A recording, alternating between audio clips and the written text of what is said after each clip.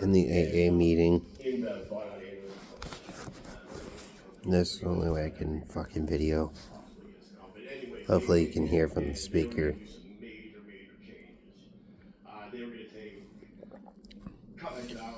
Send this to Sean. I knew I had a problem, a really bad one with my mom. Everything I just thought, time was getting out with the kid was good. So I decided I was going to go and I was going to move back to Pittsburgh. No plan, anything like that. Moved back. Mom gets better, which that was cool. But I moved back and I quit doing the other stuff. I went rehab, cleaned that all up. That was a funny rehab story. Never been there before, anything like that. Gateway, in Aliquip. Anytime that I mention Gateway in Aliquip, I know there's one up here. 7:30. But I went there for that other problem thing. I'd never been to a rehab. We've walked here. We're in between, halfway between my house and Braden's place. So we're in the middle. And anyways, but those guys were really cool and they were really nice and they got me through my first rehab. And to be honest with you, I've never done that after.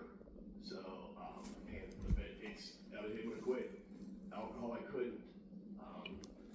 I went to rehab and I told my girlfriend, I told my mom, I told them everything when I went for the other problem.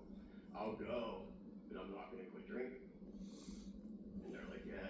So like I said, I went, I did my rehab, I did that whole, what was it, 21 or 28 days, I did that whole stint, that whole time. And I quit the other bit, I didn't quit drinking. I was leaving rehab, which that was sort of funny too. I went there, I drove there, I was getting ready to leave, and they were like, well, we'll get you a ride. And I'm like, for what? And they were like, to get you home. And I was like, I drove there. They said, you're not allowed to do that. And I was like, well, that's a little late because, it was like 28 days ago. So, but anyways, I had the keys to my car, everything. But anyways, the whole thing. But anyway, so I left there, and I called my mom. I called one of them, and I was like, well, I'm on my way home. And they were like, we're so proud of you. And I was like, all right. And they were like, where you at? And I was like, pulling to the liquor store. And they were like, what is, and I was like, I told you I wasn't going to quit drinking. I told them straight up, it was not on the plan, it was not on the radar. I knew I had a problem with it, but I'll be totally honest with you, I sort of thought it was funny. I thought it was like, it was alright, I was drunk, I was functioning. I thought it was like sort of like a big joke. I was still in my 30s.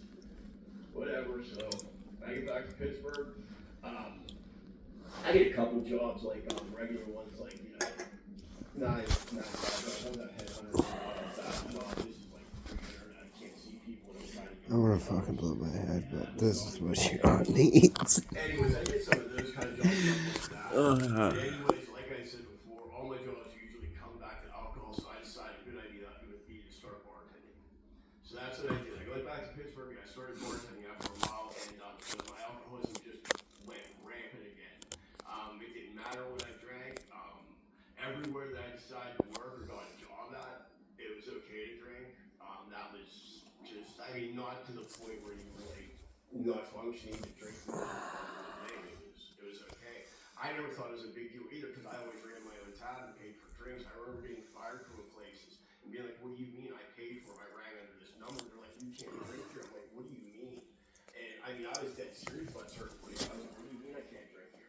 And I thought that was like a normal thing. That's how serious and delusional I got towards the end. I really did. I remember saying to the manager, being like, look, I paid for everything. And they were like, dude, you can't drink here. I'm like, what?